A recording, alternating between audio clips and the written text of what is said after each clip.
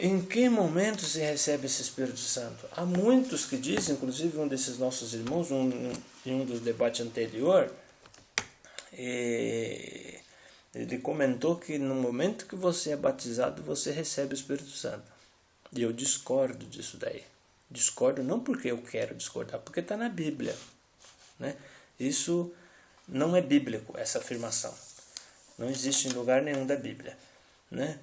Por que as pessoas, o ministério, muitas das vezes associa isso? Porque eles veem a passagem de Cristo sendo batizado no Rio Jordão e recebendo o Espírito Santo, né? Mas aquilo ali não é a regra para nós. Por que não é uma regra para nós? Porque aquilo aconteceu porque Deus prometeu para João Batista este sinal. Aquilo ali foi um assunto entre João Batista e Deus.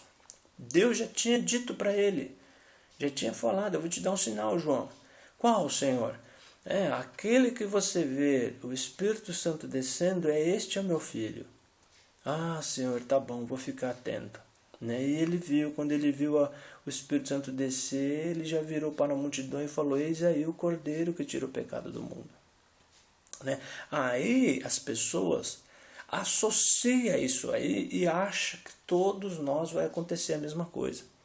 Né? Vai acontecer, não, toda vez que a gente entrar na água batismal, a gente já vai sair cheio do Espírito Santo. E não é assim, não é essa a regra. E agora a gente vai ler, né? Atos dos Apóstolos, no capítulo 8. O capítulo 8 é o capítulo em que Filipe anda por Samaria, evangelizando, pregando e batizando. E lá no capítulo 8 fala que ele batizou a muitas almas. E a notícia chegou lá em Jerusalém. E os apóstolos, ouvindo isso, foram até Samaria para ver. Né? Então a gente vai ler aqui para nós entender. Né? Porque no momento em que Felipe batizou as pessoas, batizou na água, com tudo, em nome do Senhor Jesus, tudo bonitinho, mas eles não receberam o Espírito Santo de Deus. Só receberam o Espírito Santo de Deus quando João e Pedro chegou lá. Quanto tempo isso daí? Não sei se 5, 10, 15, 20, 30 dias depois, mas só sei que foi bem depois. Né? Porque até essa notícia chegar lá em Jerusalém, que deveria chegar em segredo, né? Lá na época não tinha telefone, não tinha Facebook, não tinha e-mail, não tinha nada. Tinha que chegar lá, nas mãos. Né? Até a notícia chegar lá, põe uns dias aí. Né? Até chegar. Chegando lá e os apóstolos ouvindo, até eles se prepararem para sair, põe mais alguns dias. Até chegar lá, põe mais dias em cima. Né? E quando eles chegaram lá, está aqui, ó, Atos dos Apóstolos, capítulo 8. Né? Os apóstolos, pois que estavam em Jerusalém, ouvindo que Samaria recebera a palavra de Deus, enviaram para lá Pedro e João, os quais, tendo descido, oraram por eles para que recebessem o Espírito Santo. Olha que eles chegaram lá, já eram tudo crente, hein? E eles oraram sobre eles para receber o Espírito Santo. Entre parênteses, próxima linha. Porque sobre nenhum deles tinha ainda descido, mas somente eram batizados em nome do Senhor Jesus. Então lhes impuseram as mãos e receberam o Espírito Santo. Então a Bíblia deixou claro, irmão, eles foram batizados na água em nome do Senhor Jesus, mas sobre nenhum deles tinha descido o Espírito Santo. Né? A Bíblia fez questão, a palavra de Deus, de deixar entre parênteses isso ainda para explicar para nós. Né? Então aqui, ó, porque sobre nenhum deles tinha ainda descido, mas somente eram batizados em nome do Senhor Jesus. Primeiro exemplo que nós temos na Bíblia, irmão. Qual é o primeiro exemplo? Eu vou mostrar dois para vocês. Qual é o primeiro exemplo? Que eles receberam o Espírito Santo depois de ser batizado. Depois, e bem depois.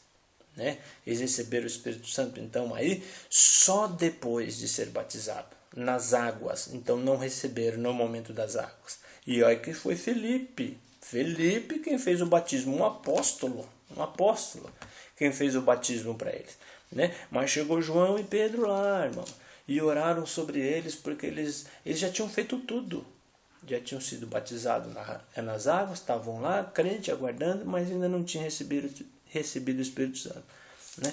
Agora vamos para o segundo exemplo, irmão. 2 capítulos na frente só.